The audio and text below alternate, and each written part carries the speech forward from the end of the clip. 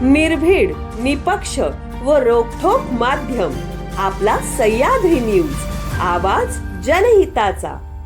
राज्यात परिस्थिती आहे, सगळं अर्थमंत्रिमंडळ, सीएम, डीसीएम सगळे पूर दौऱ्यावर आहेत आणि त्या पार्श्वभूमीवर भाजप इथं आनंदोत्सव साजरा पहिलं दुरुस्त करतो। राज्यामध्ये जो पूर आहे, परिस्थिती आहे, आमचे मुख्यमंत्री स्वतः जातीनं तिथे गेलेले आहेत, सगळे जण गेलेले आहेत। हा कुठल्याही प्रकारचा उत्सव नाही। आज आपल्या देशातील सर्वसामान्य माणसाला, सर्वसामान्य नागरिकाला, शेतकऱ्याला, कामगाराला जो काही दिलासा मिळाला जीएसटीच्या रिफॉर्म नंतर, या संदर्भात फक्त व्यापाऱ्यांशी, नागरिकांशी बाजारपेठेमध्ये संवाद साधण्यासाठी धन्यवाद मोदीजी हा कार्यक्रम आज आम्ही सगळे घेऊन आलोय। आणि मला असं वाटतं की हे त्यात कुठलंही गैर काही नाही। कुठलाही उत्सव तुम्हाला दिसतोय का?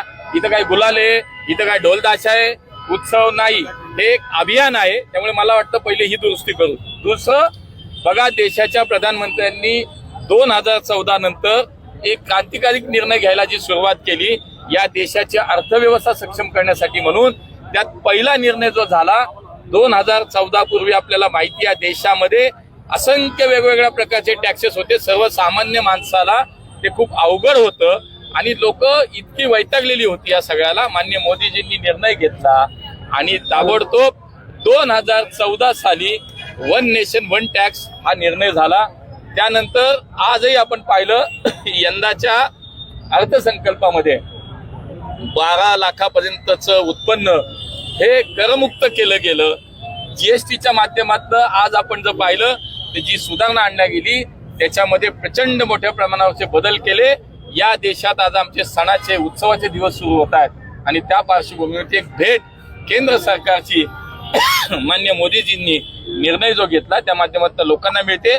आज आपल्या दैनंदिन एकच उदाहरण सांगतो, आज आपल्या दैनंदिन जीवनामध्ये जर आपण पाहिलं तर 99% वस्तू आता अशा आल्या त्या जीएसटीच्या सुधारणामुळे ज्याच्यात फक्त 18%वरनं आता ते 5%वरती जीएसटी आला। 90% वस्तू अशा आल्या ज्याच्यावरनं 18%वरती आता टॅक्स आपण चौकटीमध्ये आलो।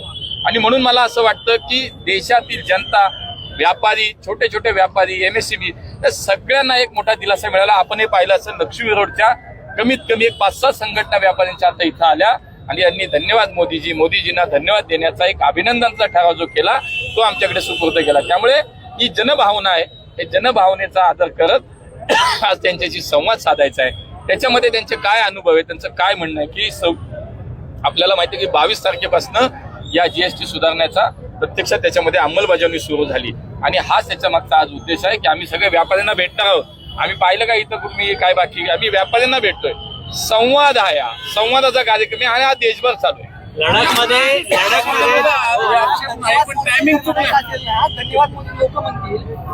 आमच्या कार्यकर्त्यांनी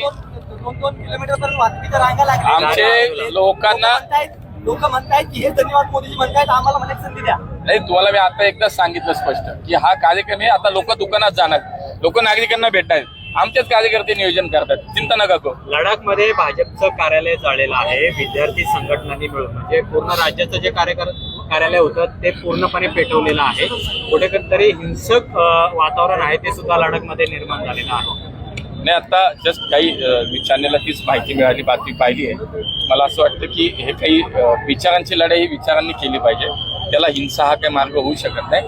थोडी माहिती याच्यामध्ये नक्की घेतली जाईल आणि मला असं वाटतं वरिष्ठ पातळीवर केंद्र सरकार याच्यामध्ये विचार। काल तुम्ही मुख्यमंत्र्यांची भेट घेतली पुण्याच्या प्रश्नासंदर्भात, पण पुण्यामध्ये खड्डे आहेत याविषयी मुख्यमंत्र्यांनी स्वतः नाराजी व्यक्त केली। पुण्यामधल्या सगळ्या ज्या काही नागरिक सुविधा आहेत, नागरिक सगळ्या समस्या, त्याच्यावरती आमचे सगळे कार्यकर्ते, आम्ही सगळे लोकप्रतिनिधी सातत्यानं काम करतोय।